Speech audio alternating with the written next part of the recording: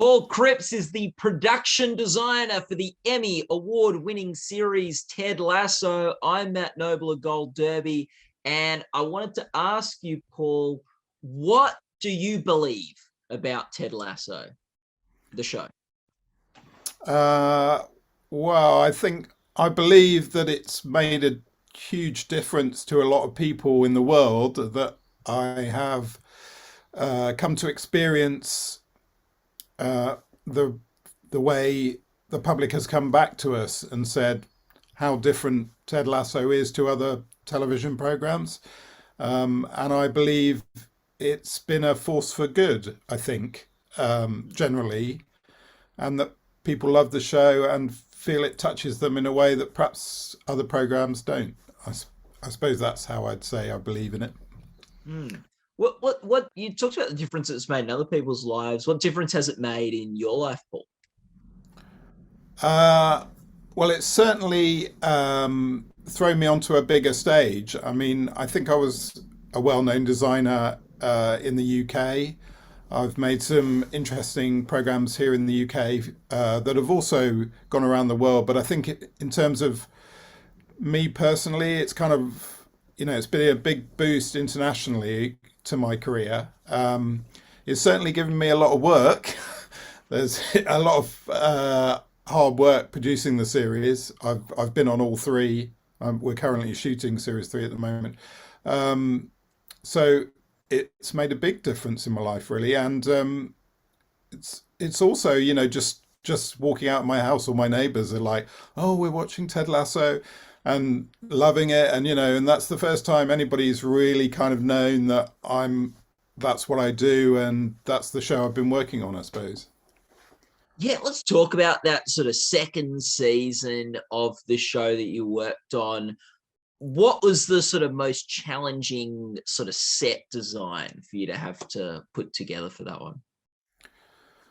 Well, I would say that episode 9 was quite a kind of challenging episode, probably the most challenging out of the lot, because it was towards the end of the series, and it was also in the middle of summer, and it was an episode shot totally at night, and we had very little night in which to shoot it, because in the summer in the UK, days are long and nights are short. So it was challenging. It was all on location. Mainly, there were only a couple of scenes in the existing sets, so everything had to be on location or a new build.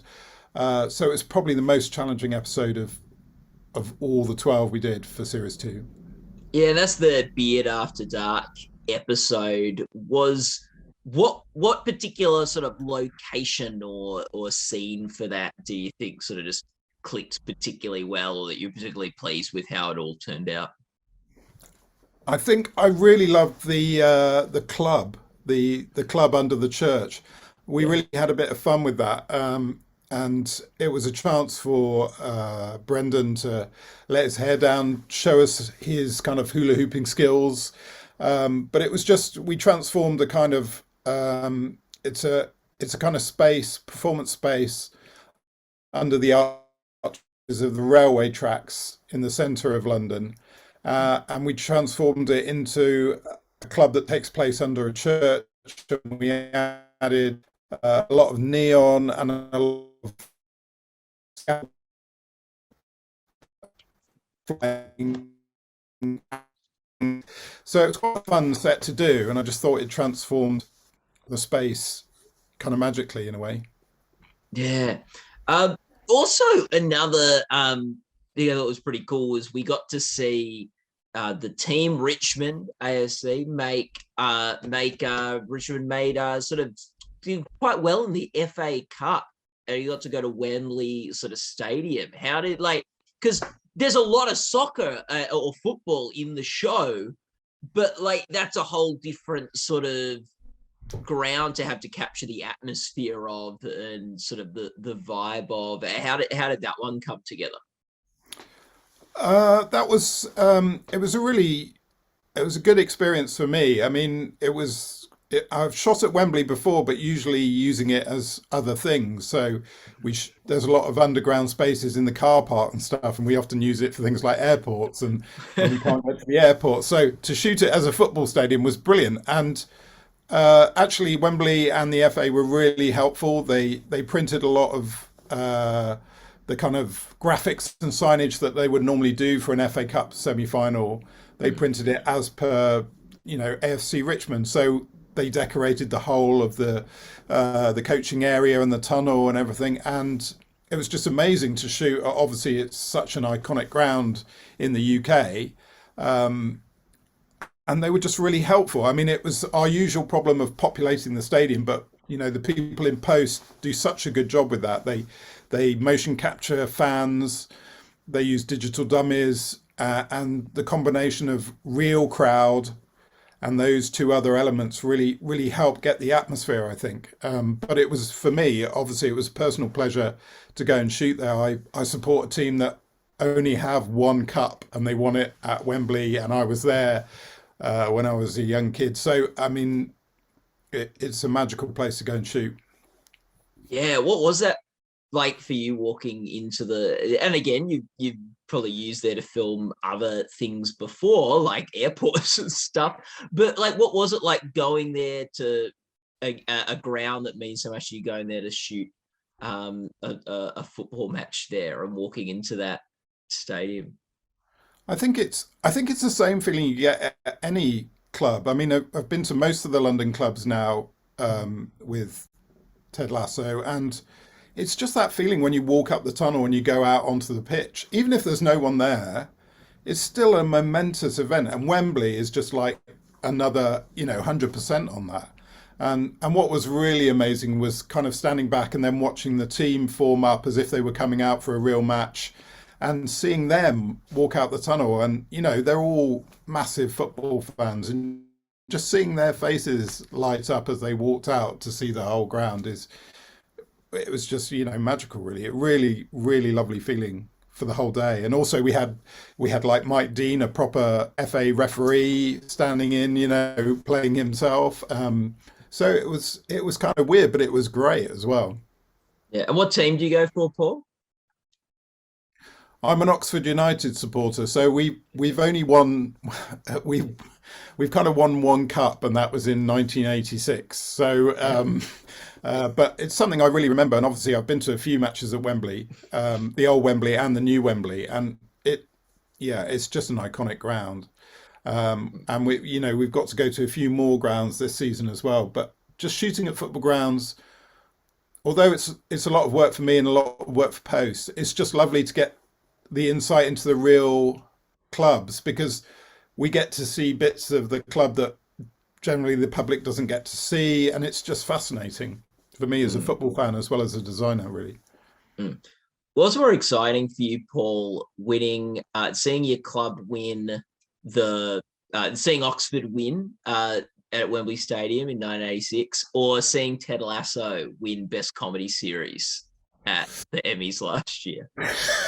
I think that's pretty close. I mean, when you're Yeah. involved with something, whether it be a football club or a show, you're just so excited, even if you're nominated for anything, really. I mean, it's just amazing. But also particularly with this group of people, because everybody on the team is so kind of close knit. So anybody is up for an award, you're really rooting for them. So when we won, it was just an amazing feeling, really, and kind of a vindication, because quite early on when the show first started, not many people were interested in it because they just thought it was a show about football. But I think it's proved that it's actually a show about people and relationships and life, and I think to win that, and it's funny, obviously, uh, it's just amazing, and such a wonderful moment that we won that and so many others of the awards going.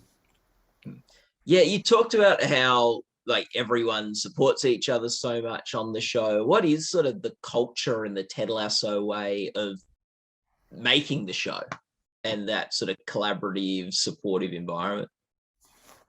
Um, I think it all spreads from kind of Jason.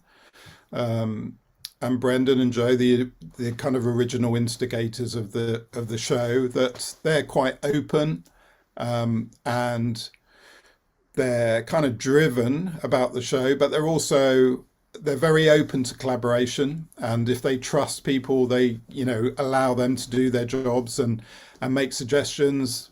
But they're also very supportive of people, and they're very funny, and everybody has a very good time making the show because people are funny. All the people involved are funny in some way, and they make each other laugh, and they make us all laugh. So I think there's a kind of an openness, but also a seriousness, but also this comedy vibe that runs through the whole thing.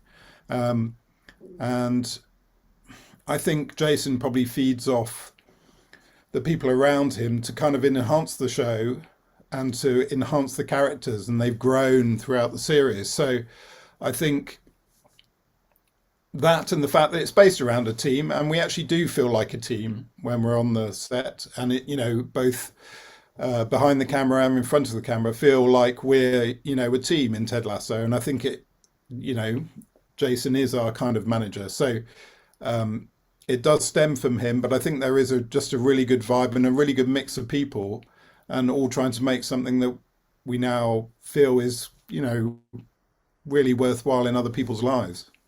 Mm. Going back to sort of production design, Paul, like for season 2, what was a particular choice that you had to make that maybe was sort of tricky, but you're pleased how it turned out? Well, we had a few problems in series 1, in that we decided to build, well, I decided to build Rebecca's office above the training pitch, which, although is great and gives a great view of what's going out on the training pitch, it was quite difficult for the DOPs, the cameramen,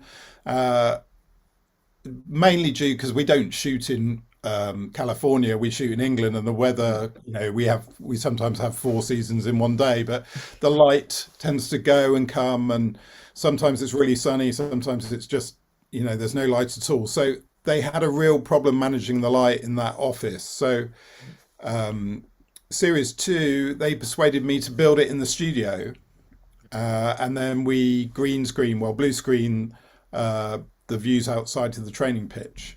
So that was quite a change from series 1. It made it much more manageable for them, and I think I was a little bit nervous about whether it would look as good in terms of being the real one against the CGI version, but actually I think it worked really well. And the post team, Kip and Kathleen and all those people are so good at doing their job. It kind of became seamless, really. Oh, that's really. I hadn't noticed that it was a different set. No, exactly. Well, that's the hope, that you don't notice at all, but it makes it much more manageable for us to shoot. The only slight problem, of course, is when you have interaction between the actual office and the pitch through the windows. But we did that as well, and I don't think you noticed that either. So it's a good thing if people don't notice that, really. Yeah. Is that sort of the interesting thing with a role like production design, is sometimes your best work is the stuff that isn't seen? Yes. Or is it noticed? Yeah, I've often talked about it like being kind of like a magician, like part of the magic circle, in that people believe something, you're in somewhere, but it's a complete, fabrication. And if it's a good enough fabrication, the actors feel they can live within it, but it's still fake in a way. And I think that's one of the things that interests me. It's one of the things that first got me interested in design for film and TV, was the fact that it's almost fooling people. It's like being a magician. And I suppose that drew me in, and I've always been interested in that idea of magic as well. And I know there's a couple of people on the show who Nick, who plays Nate, is quite into magic, and so is Jason. So I think that's always been an interest in kind of fooling people. So when I can make somebody, even one of the crew or one of the actors, believe that something is real, and then I say, oh no, we've made that always gives me a great feeling inside as well, that I've managed to fool them and it's not even been edited yet. So that is of something of interest. Yeah. Oh, I thought people think it's an airport, but you're actually in the Wembley Stadium parking lot the whole time. Yeah. But yeah, there you go. What is something is there something that you feel was particularly sort of at a particular location that was particularly, or set that was particularly sort of magical in that sense from season 2? Let me think. Oh, that's quite a hard question. Well, I think when it comes to just the idea of, I mean, Wembley is obviously a real stadium, and you can go there and film and whatever. But Nelson Road, the AFC Richmond Stadium, is such a kit of parts and so many different locations that the idea that it all comes together and you think it's a real stadium is is often quite incredible, even to me. But like there are 17 different locations that we filmed to make up, the one stadium. And in the episode with Beard's Night Out, they eventually go through this. The boys in the pub go through this tunnel and end up on the pitch. And that's about 4 disparate locations just to do the scene with the tunnels. The entering of the tunnel, the door into the tunnel, the pitch. And then playing on the pitch. And we had to do so much CGI work in terms of creating the stadium as well for match days. It's made up of so many parts that it shouldn't really work, but it does work. It's something about your brain when you watch television. If there's a journey and you're interested enough, you can believe that the 17 ways we filmed these places suddenly links together and you're in one place. And that's still a magical thing as well in my head. And it happens on every show, and I won't know about it in other shows, but the production designer and the camera people will. And that's a wonderful thing. It is a wonderful thing. And Paul, thank you so much for talking with us today about Ted Lasso. If people watching this interview, they can go to goldderby.com to make your own awards predictions and check out other contender interviews. And Paul, all the best with the Emmys this year. You got nominated last year for the show. How cool would it be to get back in that race again? It'd be amazing. It would be amazing. And I'm just so grateful just to be nominated. I was up against some really great shows, and just to be nominated is a real honor. So yeah, of course I'd love to be nominated again, and we'll see how it goes. But and it's a tough category because for production design, they cram sort of like they cram dramas and comedies and miniseries all go together. It's based on the length of the show, so it's a really competitive field, but also the variety of different things getting assessed is huge. Yeah, and it's kind of one of the nice things as opposed to the system in the UK, in that there are so many disparate things within the half-hour genre and the hour genre, that I think it's good because it gets people watching other stuff, and you see a wide variety of the things that designers do, and I think that can be only good for the whole idea of production design as a whole. Yeah. So no, all the best, Paul, and thanks so much for chatting with us today. It was really nice. It was a pleasure. Thank you very much. Yep.